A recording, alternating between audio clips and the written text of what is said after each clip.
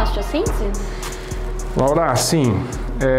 Esse é um paciente de 7 meses, pelo menos, né, é o histórico de que ele tem 7 meses, e ele fez uma fratura que a gente chama de fratura de baixa energia. E o que implica uma fratura em ser de baixa energia? Ela traz, em tese, menos dano tecidual ao envelope adjacente. Em outros tempos, muito provavelmente a gente optaria por fazer uma abordagem aberta dessa fratura para fazer a reconstrução completa da coluna óssea. Nem tudo são flores, né? Então, assim, ela parece ser uma fratura de traçado simples por tecido de baixa energia, mas avaliando o raio-x com calma, a gente viu que existe a possibilidade de algumas fissuras. Então, a gente optou por fazer uma osteossíntese que a gente chama de minimamente invasivo.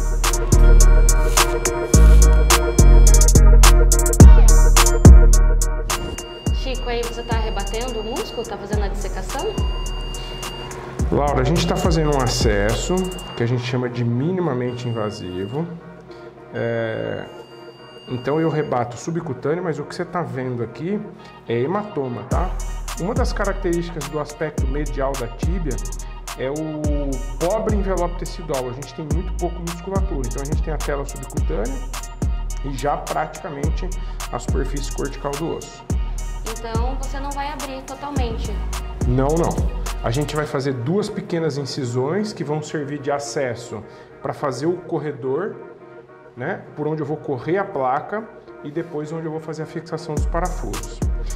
Esse método de minimamente invasivo, ele é antigo, ele é descrito já faz muito tempo, mas muitas vezes a gente evitava a aplicação do método pela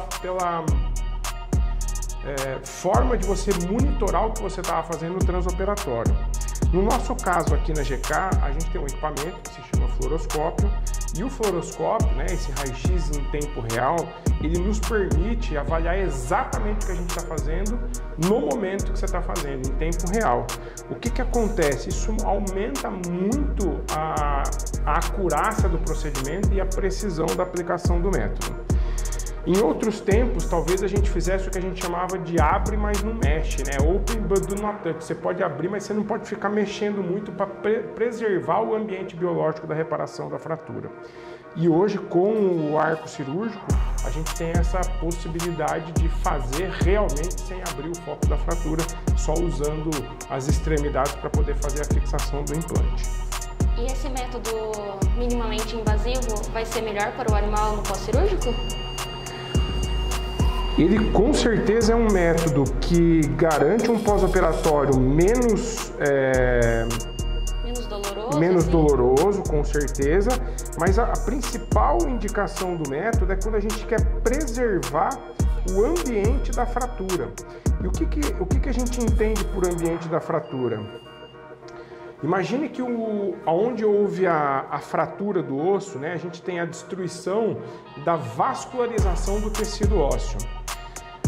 Um osso longo tem artérias epifisárias, artérias metafisárias e as artérias que entram pelos forames nutríceos e que vão correr pela medula do osso. Quando existe a fratura, você tem a disrupção, você tem a interrupção completa do suporte vascular do foco da fratura. Então, quem vai nutrir o foco da fratura para a reparação dos tecidos são os vasos que vêm do envelope circunvizinho. O que acontece nessa situação? Quando você abre uma fratura para fazer a reconstrução da coluna óssea, muitas vezes você prejudica essa vascularização que será responsável pela nutrição do foco no futuro.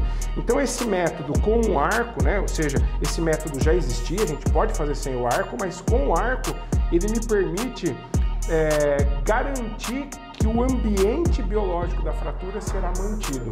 Por quê? Porque nesse coágulo que está aqui, nesse momento, eu já tenho fatores de crescimento, eu já tenho mediadores pró-inflamatórios que estão direcionando para a reparação dos tecidos. Quando eu abro, limpo, tiro o coágulo, monto a coluna óssea, eu perco esses fatores. Então aqui é uma opção clínica, cirúrgica, entre o quanto eu quero abrir mão do ambiente fisiológico para a reconstrução da coluna óssea, ou o quanto eu abro mão da coluna óssea, que é a grande sustentadora de forças, em detrimento de você ter um ambiente de reparação mais favorável.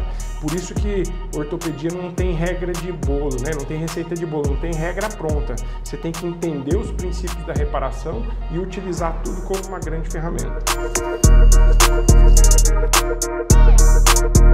Chico, e essa técnica está sendo utilizada por ser nessa região óssea, né? Não pode ser em qualquer osso que eu possa estar fazendo. Hoje, dentre os ossos que a gente pode aplicar as cirurgias minimamente invasivas, existe uma escala de facilidade e de dificuldade. E essa escala de dificuldade e de facilidade está associada à quantidade de envelope tecidual muscular que eu tenho, facilitando ou dificultando.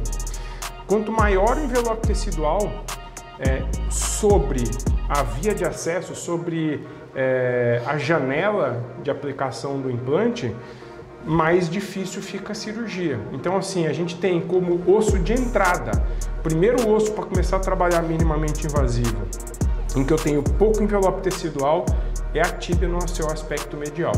Depois a gente tem rádio e ulna, depois os ossos longos mais proximais, húmero e fêmur.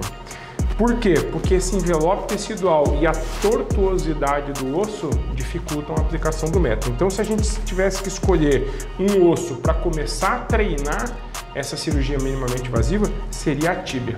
Seria a tíbia no seu aspecto medial, que ela é reta, praticamente reta. Vocês vão ver que o implante é pouco moldado, veio moldado já da esterilização, mas ele é pouco moldado. E aqui tem pouco envelope tecidual. Você vê que nós estamos aqui com 5 minutos de cirurgia, eu já fiz o acesso, já passei o tracionador da placa. Agora é só correr a placa no subcutâneo e fazer a estabilização.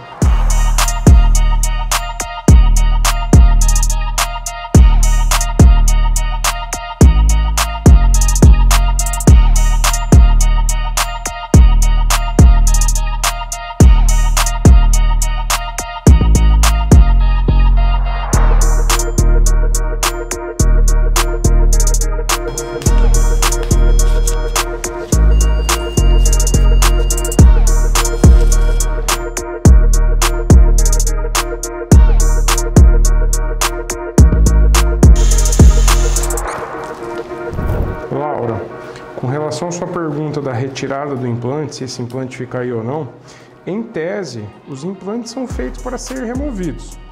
Na medicina veterinária, existe uma resistência maior em retirar os implantes. Então, a gente tem uma tendência a deixar os implantes até que eles apresentem algum tipo de problema, tá? Mas, em tese, os implantes são removíveis. Cumpriu com o seu papel de estabilização, o osso consolidou, em tese a gente tira.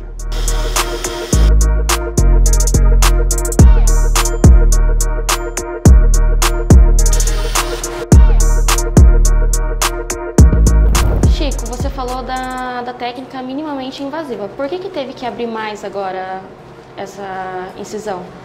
Laura, o fato da gente ter aberto não implica que a gente tenha mudado a abordagem com relação ao ambiente da fratura. Sim, eu tive um prejuízo aqui no ambiente biológico, da reparação do tecido, mas por outro lado eu ganhei no quesito redução da coluna. E por que eu fiz essa opção, essa mudança de planejamento no transoperatório?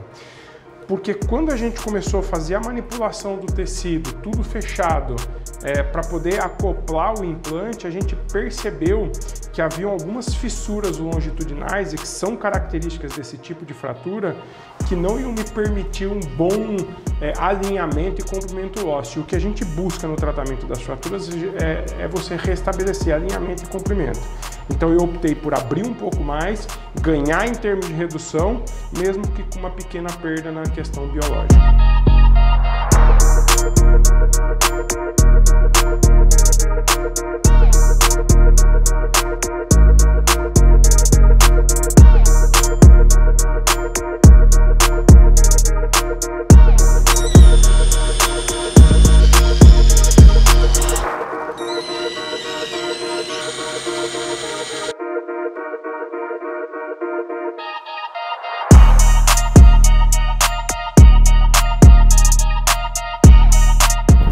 médico, por que você fazendo dessa maneira com grampo e não com fio de sutura? Laura, as suturas mecânicas, né, aqui no caso o grampeador, né, que é vulgarmente chamado grampeador, ele economiza tempo cirúrgico, ou seja, o tempo que você estaria fechando, você economiza em 90% o tempo cirúrgico.